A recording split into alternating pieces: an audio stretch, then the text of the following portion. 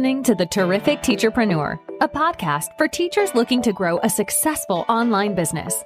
Your host, Alex, was able to transform her Teachers Pay Teachers store from a small side hustle into a profitable full-time business. She now helps other teachers do the same. Listen along for actionable tips and helpful wisdom about business and marketing as a teacherpreneur. Here's your host, Alex. Hello and welcome to the Terrific Teacherpreneur podcast. This episode, I want to chat about all things back to school on TPT. Back to school is often notoriously the most busy sort of season as a TPT seller. It's when most of the teachers who buy on TPT are doing all their shopping, planning for the year, going in, buying curriculum, buying units of work, buying all the lesson plans and resources they need, maybe buying cute back to school, first week of school, first day of school activities. It's just like when I think buyers need things the most, when they're the least burnt out, things like that. So yeah, it's a really busy time because there's a lot of money to be made as a seller, and there are a few things you can do to prepare for the back to school busy season.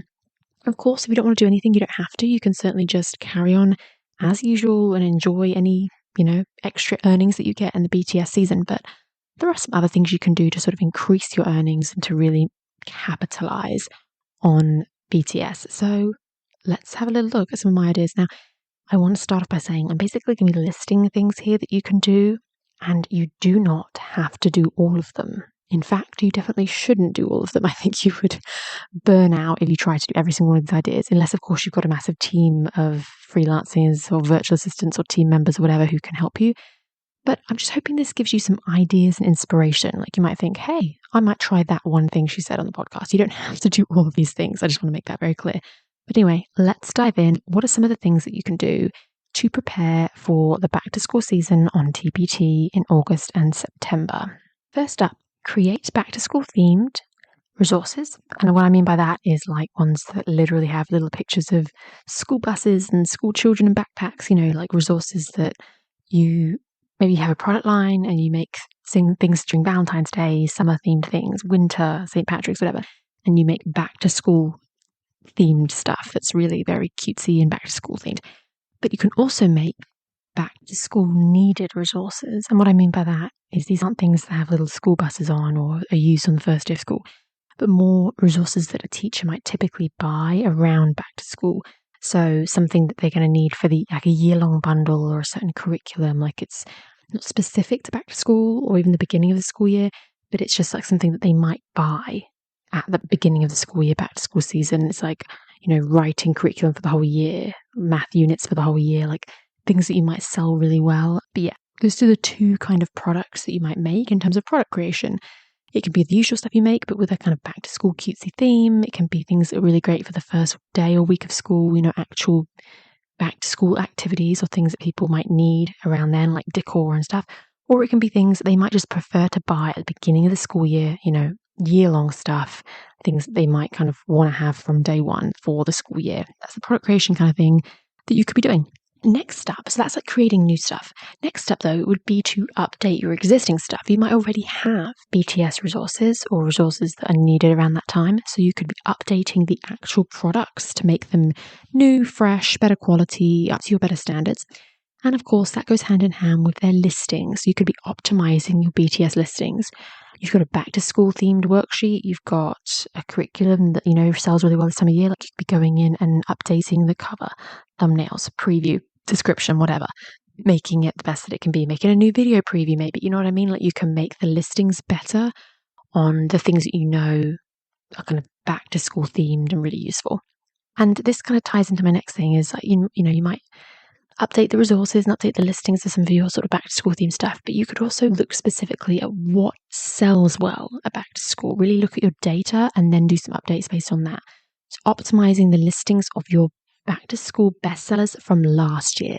So you'd go into your dashboard, you would adjust the time period, look at, August, September of last year, and actually see exactly what was selling well for you. What were the top 10 things that really brought you the most money? Not necessarily how many units sold, really more like how much earnings you made, like which bundles brought you the most money, like where your money came from basically those months. And then you go, I'm going to go in and just double check my listings on those and make sure that they've got really great previews or a better cover or whatever. And this is different from the last tip, because the last tip would be just like, updating your cute back to school resource that you made, that you think it could possibly sell. It's new this year, or you only made it a year ago and you're hoping it will sell and you want to like update it. But this current tip is like looking at what sold. It might not be what you want to update or what you think's going to sell, or it's like most back to school themed. It might just be purely what actually sold last year that you've kind of forgotten about or you didn't know was a bestseller back then. It might be even something that, you might be surprised. You might be like, I didn't know this was going to sell well. It just, I forgot that one actually did do kind of well last year. So do you know what I'm saying? Sometimes we have ideas in our mind. I guess an example would be if I like type in the word back to school in my store, I've got a bunch of back to school resources. They've got that keyword in the title, because they are really themed to back to school. So around that time of the year, I might think, I'm going to go and update those 5 resources. They're all back to school themed. I want to be ready for back to school. But I went to my dashboard and actually looked at what sold for me last year. It probably wouldn't even be half of those. It would be other random products in my store that are really useful for the, teaching that year, like certain bundles and certain curriculums and things. So what I kind of think of in terms of back to school is very different to what my data actually tells me. So you kind of want to look at both of those, if you know what I'm saying. But I think having both of them optimized is good. Sorry, that was a bit of a segue ramble. And I also feel like I'm saying the words back to school so many times. Getting sick of hearing myself say it. But anyway, let's go to the next tip. So now we talked about your best sellers from last year. Now, seeing where those resources are ranking at the moment in search on TPT, doing a little bit of a check, taking some time to go and search for each of those resources, both your BTS ones and your best-selling ones. Like I just talked about, your back to school themed ones and your best-selling from last year ones, those 2 categories. Have a look at where they're ranking, and you could always make some tweaks. And the reason I say that is because we just assume that it is ranking the same as it was last year. Oh, it performed well for me last year, that resource, therefore it's going to sell well again this year. It might not. It might have completely dropped down in the ranking. It might have been on page 1 last year in September. This year, it's no longer on page 1. I mean, with personalized search and all the changes we've had to the algorithm in the last year, like it's anybody's guess what's going to happen this back to school season. So your resources could be all over the shop. You might not know where they're ranking. So having a check, because you might want to make some SEO tweaks on your titles and your description snippets to see if you can improve things. Even if you haven't lost rankings, you might just want to take the time to move things up even higher. Now, next up, we're moving away from the product creation, optimizing listings, SEO kind of tips. Let's look at some other things, more kind of marketing specific things that you can do. You can create back to school themed freebies, either for TPT or for your email list. That's always a kind of popular time of the year, back to school. So a back to school freebie is probably going to be one of your most popular seasonal freebies. So if you feel like making a freebie because you don't have that many of them and you want to kind of grow your audience for TPT, go ahead and do that. And I'm going to add in, if you are going to do that, be sure to add some upsells in there, links to follow you, just like all the stuff that you want people to do, because you don't want them to just download this really cool freebie and then never come to your store again. You want them to kind of be in your audience and like get them into your sort of funnel, I guess you could say. So get them into your audience by getting them to follow you. Make sure that's happening. Make sure that you are hopefully even convincing them to buy a paid resource in your store. Don't just get them to get the freebie. And now if you want to, because you have an email list or you don't need any more freebies in your store, or your email is your goal this year, instead maybe your freebie could be for your email subscribers. It might be something to get some new signups and grow your email list around the back to school season. So for the next school year, you have got a bigger email list. So that's an idea too. Next up, plan, write, maybe even sort of schedule out, like plan when you're going to send some note to followers and emails for your email list. And the reason I've said both of those is because some people don't have email lists. I don't want to just assume that you're listening and you have an email list. You might not. So a note to followers on TPT is an option for you. Even if you have an email list, you might also want to do a note to followers. But those are the 2 ways we can communicate with our buyers. So you could plan some marketing content for those that you want to send out in August and September. Next up, you might want to also plan any emails or note to followers or any other kind of messaging. You might want to plan some note to followers or emails that are specific to the back to school sales. Like we know that there are back to school sales run by TPT in the August-September period. There's like the big back to school sale, but there's sometimes like a bonus day, things like that. So we don't know the dates of those yet. We're not going to know that for quite some time, but that's like the only thing that's holding you back. You can still plan the content, literally write the email that you're going to send. And when you find out the date, you can actually schedule it out properly. But you can draft all these things. So you could be writing out what your sales emails are going to be. That would be a really great idea. And then next up, that's moving away from emails and things. You could also whip out your camera and do some product photography. You could be photographing your back to school themed resources or your back to school bestsellers, that kind of thing. Get some new, fresh photography. You could even hire for this if you didn't want to take photos yourself. You could do mock-ups, whatever, like it's just visual images basically. And you could get those ready for the back to school season so that you've got some sort of fresh images and content that you might want to use for ads, social media, Pinterest, blogs, email, note to followers, like however, Pinterest, whatever, however you market, that might be the way to go. Speaking of ads, that segues to the next one. If you're someone that does ads, you could start planning the copy and the images that you might use in your back to school ads. If you don't have ads, that's fine. This next one is you could create back to school themed social media content. Start thinking about what is your strategy for Facebook and Instagram, what resources are you going to market, what images are you going to use. You could even actually draft, plan, batch, schedule out posts of what you might say and set the dates. You could sit here and like get all of August's Instagram content ready, that kind of thing. If you're interested in social media, that would be the one to do. If you're not that interested in social media, maybe that's not where you market or you don't feel like planning marketing for there, you could be doing other marketing content. So this next one is create marketing content for platforms like Pinterest, your blog, your podcast, YouTube, whatever you have that isn't social media. For example, you might want to get some pins up and ready for around the back to school season, or write a couple of BTS themed blog posts, helping teachers out, helping new teachers, how to set up their classrooms, things to do in the first week of school, how to start the school year off right, how to set up their centers, like whatever. There's like a million blog post ideas I can think of right now that'd be so perfect for the back to school season. So you could be churning out some blog posts. And finally, you could plan some giveaways or promotions that you could do on your own or with other sellers around back to school season. Maybe an Instagram giveaway, some kind of email list sort of thing. You get everyone signing up for your freebies and they'll join your email list, blah, blah, blah. Or just things like a hashtag sale you might want to throw with other sellers. You might want to plan that, or you might just do something on your own. Like, I know I'm going to do some dollar deals or hashtag sales, or I'm going to do some dollar deals or some 50% off deals, or, flash freebies or something. Like, there might be some things you just do for your store and you could plan those events. And it's good to know what dates you're going to do them on, what resources you're going to choose, and what, marketing content you're going to need to advertise that. You could start planning out emails and Instagram posts and things for those types of giveaways or promotions. That's something to think about. So that is a lot. There's a lot of ideas in that. Like I said at the beginning of this episode, do not do them all.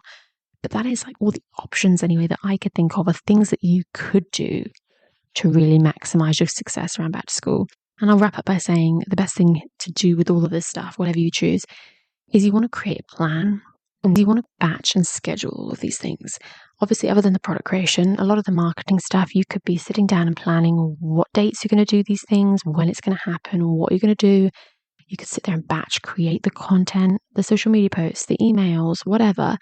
And then you could sit there and actually schedule it too. Schedule out your pins, schedule out your Instagram posts, schedule out your emails. So it's a bit of a three-part thing. Planning is really important, but obviously most important is creating the actual content and then finally getting it ready to go out so you don't have to think about it come August and September. It's definitely the way to go. Now, I'm not going to read all of those out again because there was a lot. I feel like I'll just double the length of this episode if I list them all again. But in summary, just some of the main things I'd shared, making back to school themed resources and optimizing a lot of your listings that are really kind of BTS themed. Doing a little bit of marketing when it comes to emails, note to followers, social media, photography, like, getting yourself ready for marketing some of those resources. And doing things like ads, giveaways, blog posts, things like that too. Those are really great things to do, and just make sure you're getting it all batched and scheduled. So I feel like this episode is a little bit overwhelming. There was a lot of stuff there. My suggestion to you, like action item wise, think about what things resonated with you based on what I listed. There are things that obviously aren't going to apply to you that you don't do. Maybe you don't do ads or have an email list, so you can ignore those things.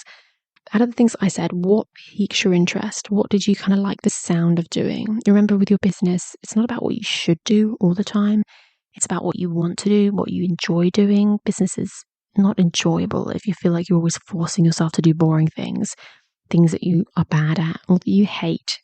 So what things that I listed sounded interesting to you? Like, ooh, I actually would like to make a fun back to school resource, or I quite enjoy my Instagram account. So I want to make some back to school Instagram posts. Or, it'd be quite fun to do a giveaway or a hashtag sale. I want to do that. Like, what interested you that I said?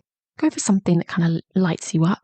Maybe pick one or two things from what I listed and see if you could, in the next week or so, start planning. You don't have to start batching all the content right now. You don't have to have it all scheduled out anytime soon, but you could start thinking about what you want to do in this back to school season and start the planning process.